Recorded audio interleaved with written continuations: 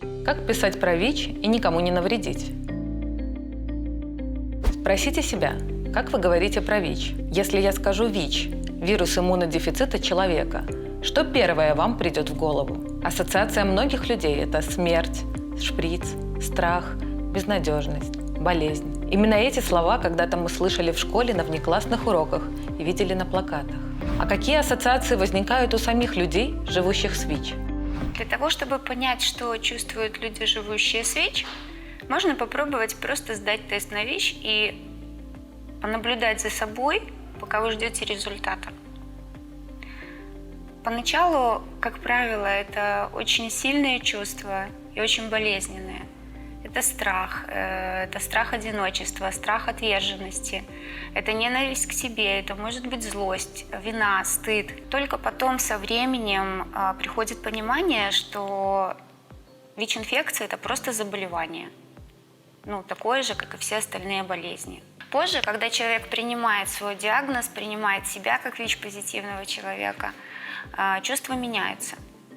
Приходит понимание того, что ВИЧ – это хроническое, неизлечимое, пока неизлечимое заболевание, с которым можно жить долгой, полноценной жизнью, при условии непрерывного доступа к лечению. И если перевести с русского на русский, то это про то, что человек с ВИЧ должен постоянно принимать препараты. Кроме того, ВИЧ – это забота о своих родных и близких, и это страх причинить им вред. Причем, если человек принимает терапию, имеет неопределяемую вирусную нагрузку, он не может передать ВИЧ своим близким. Но тут страх другого рода, страх, что кто-то узнает о диагнозе, и у близких людей будут проблемы. И если я говорю с позиции сотрудницы общественной организации, то ассоциации с аббревиатурой ВИЧ у меня следующие. Это друзья, это коллеги, это помощь и поддержка, это эмпатия, это обучение, консультации, тренинги, и это люди, которым я могу помочь. Неужели слова так важны? Существует гипотеза лингвистической относительности, которая говорит о том, что язык, который мы используем, влияет на наше мышление, а соответственно и на наши поступки. Другими словами, мы язычим мир. Возьмем, например, волну ксенофобии на фоне пандемии коронавируса. После того, как медиа начали называть вирус китайским, людей с предположительно азиатским происхождением начали повсеместно дискриминировать. Не пускать в магазины, обходить стороной. Поэтому при написании текстов важно уделять внимание тем смыслам, которые стоят за словами, использовать корректную терминологию и остерегаться языка вражды. В нашем случае корректнее всего сказать «люди, живущие с ВИЧ» или «ВИЧ-позитивные люди». В таких формулировках работает правило «people first language» – сначала человек, а уже потом его особенность или статус. Важно уделять внимание не только формулировкам, но и общему посылу текстов, а также иллюстрациям, которые формируют образы в нашем сознании. Избегайте языка вражды, высказываний, которые отрицают принципы равенства и человеческого достоинства, а также могут разжигать ненависть к группе с определенными характеристиками. Люди, живущие с ВИЧ, это прежде всего люди. Даже в профессиональной нашей аббревиатуре ЛЖВ «Люди, живущие с ВИЧ» буква «Л» стоит на первом месте. Мы все разные, и ВИЧ-статус не является основным критерием формирования личности человека, формирования его интересов, его нравственных качеств, убеждений, интересов и прочих вещей, делающих человека человеком. Стигма не появляется из ниоткуда и не пропадает сама по себе. Я считаю, что от средств массовой информации, от журналистов зависит очень многое. И избавление в материалах от дискриминационных высказываний может быть первым шагом на пути изменения отношения в обществе к ВИЧ-позитивным людям. Несмотря на то, что ситуация с ВИЧ-инфекцией очень сильно изменилась за последние 10 лет, в Республике Беларусь, к сожалению, до сих пор иногда бывают публикации от средств массовой информации, которые причиняют ущерб людям. Я буду называть вещи своими именами.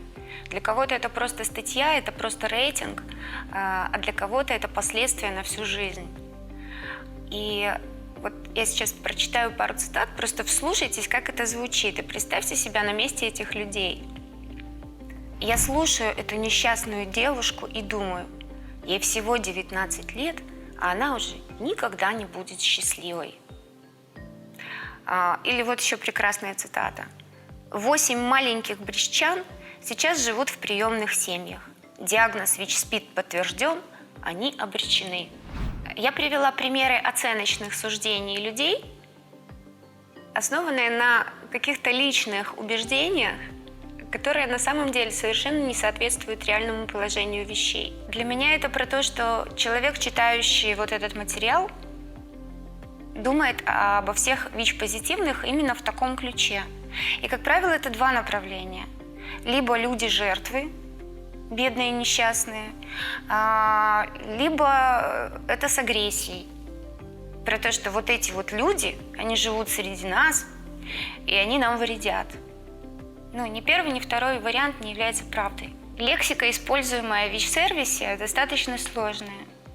И я понимаю, что действительно сложно написать корректный материал, который будет отражать реальность такой, какая она есть, и одновременно с этим не причинять вреда тем, кому она может навредить. В 2011 году в нашей стране была разработана единая информационная стратегия по ВИЧ-СПИД, в которой собраны принципы и стандарты, по которым следует готовить материалы. Единая информационная стратегия есть в свободном доступе на сайте AIDS-By. Здесь вы найдете конкретные рекомендации для СМИ и для тех, кто работает с информацией. Вот только несколько примеров ключевых терминов, которые помогут вам. Правильное название вируса – ВИЧ – вирус иммунодефицита человека. А СПИД – это конечная стадия развития заболевания, которая называется ВИЧ-инфекция. Важно говорить не о том, что человек является носителем инфекции. Лучше подчеркнуть, что заболеванием можно управлять и с ним можно жить. Больные, жертвы – эти образы наводят на мысли о слабости и беспомощности. Они слишком драматичны. Поэтому лучше использовать следующие термины. Люди, живущие с ВИЧ, ВИЧ-положительные люди, люди с положительным ВИЧ-статусом. Мы привыкаем использовать конкретные слова и переключиться непросто. Как проверить себя и свой текст на корректность лексики и отсутствие языка вражды. Кроме единой информационной стратегии по ВИЧ-СПИД, можно использовать пособие «Медиа-решебник» о том, как писать о разных людях. При публикации статистических данных и медицинской информации о ВИЧ-СПИД важно указывать ссылку на официальный источник и дату публикации. В Беларуси официальными источниками являются Министерство здравоохранения и Объединенная программа ООН по ВИЧ-СПИД, она же UNAIDS. При поиске героев и героинь, экспертов и эксперток обращайтесь в некоммерческие организации, которые работают с людьми, живущими с ВИЧ. Помните, что для ВИЧ-позитивных людей ВИЧ – это часть жизни, которую невозможно изменить. Это хроническое заболевание и ежедневный прием препаратов для сохранения своего здоровья и здоровья своих близких.